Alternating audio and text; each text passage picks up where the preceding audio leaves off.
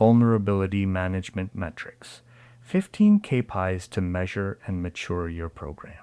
Measure, monitor, and mature your program with actionable metrics. Use data-driven KPIs to track progress, demonstrate value, and guide continuous improvement.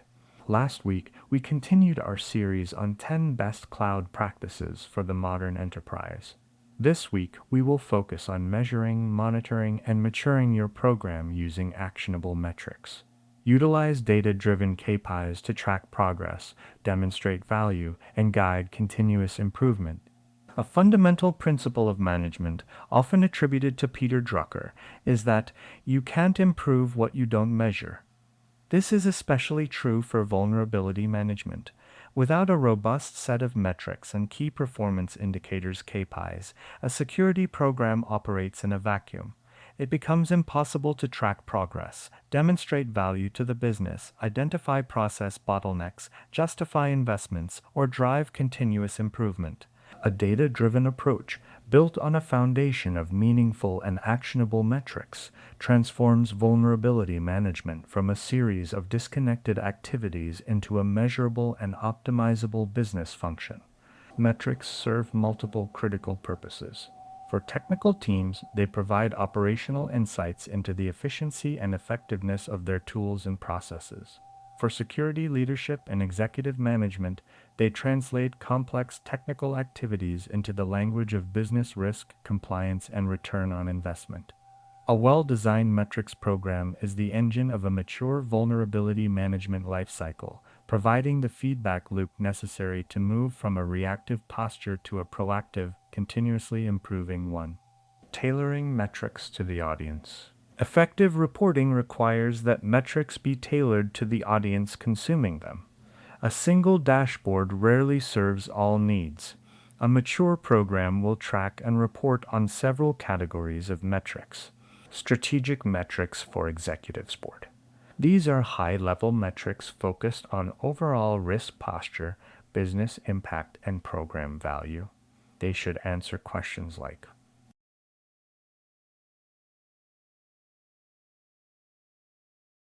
examples include total risk remediate, SLA compliance rate, and overall risk score trends.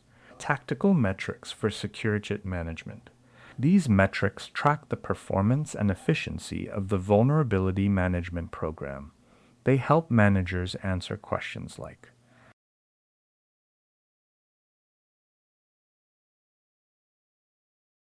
examples include mean time to remediate MTTR, average vulnerability age, and number of open critical vulnerabilities. Operational metrics for technical teams. These are granular metrics that measure the effectiveness of specific tools and activities. They help analysts and engineers answer questions like: are our scanners covering all our assets? And are our patches failing? Examples include scan coverage, vulnerability reopen rate, and false positive rate. Leveraging maturity models. In addition to tracking specific KPIs, organizations can use established frameworks to assess the overall maturity of their vulnerability management program. The SANS Vulnerability Management Maturity Model is a widely respected framework that provides a roadmap for improvement. It assesses a program's capabilities across 5 maturity levels from Level 1, initial, to Level 5, optimized, and within 5 key process areas: prepare, identify, analyze, communicate, and treat. Using this model, an organization can benchmark its current state, identify specific areas for improvement, and create a clear, step-by-step plan for maturing its capabilities.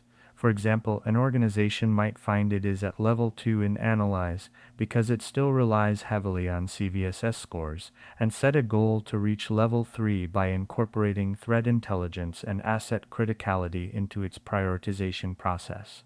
Top 15 Vulnerability Management KPIs. To implement a data-driven program, organizations should choose a balanced set of KPIs that offer visibility into all aspects of the lifecycle. The following table consolidates best practices and common metrics from various sources to provide a comprehensive starter set of 15 essential KPIs.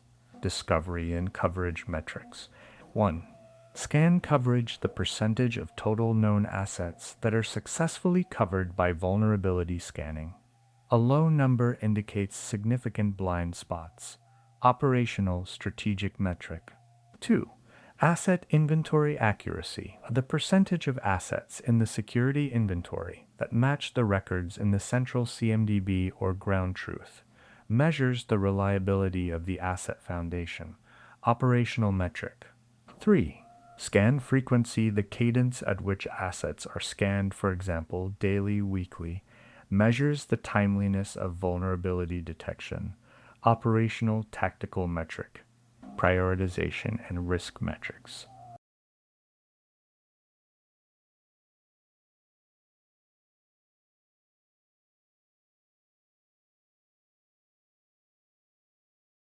Five, average vulnerability age, the average number of days that open vulnerabilities have existed in the environment since discovery.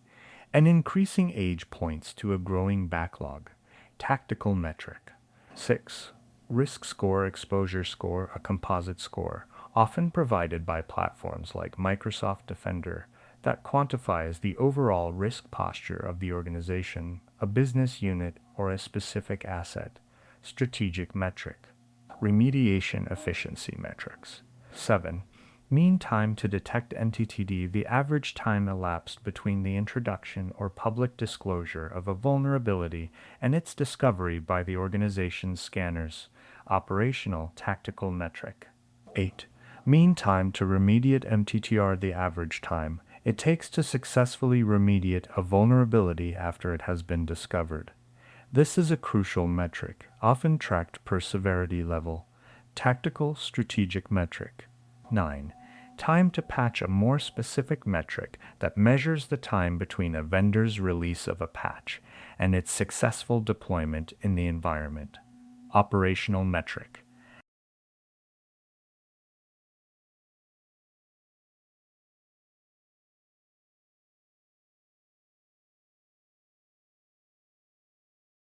Program effectiveness metrics. 11. Vulnerability reopen rate, the percentage of vulnerabilities that were marked as closed but were later rediscovered in a subsequent scan. A high rate indicates failed patches or configuration drift. Operational metric. 12. Total risk remediate, a quantifiable measure of the risk reduction achieved by the program's remediation efforts, often calculated using the risk scores of closed vulnerabilities. Strategic metric. 13. Percentage of critical systems patched, the percentage of assets that have been formally classified as business critical that are fully compliant with patching policies. Strategic metric. 14. Number of exclusions, accepted risk, the count of vulnerabilities for which a formal risk acceptance has been documented and approved, often with compensating controls in place.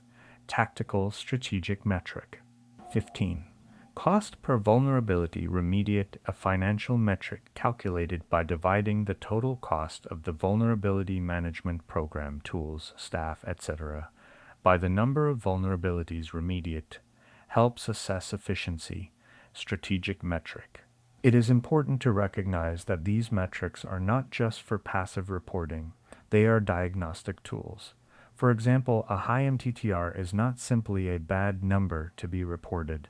It is a symptom of a process bottleneck that requires investigation. It could be caused by a lack of automation, friction between the security and its teams, or insufficient resources for testing. Similarly, a high vulnerability reopen rate signals a problem in the patch validation or configuration management process. By using these KPIs to ask why, organizations can pinpoint weaknesses in their program and drive the targeted improvements that lead to true maturity, fulfilling the final, improved stage of the vulnerability management lifecycle.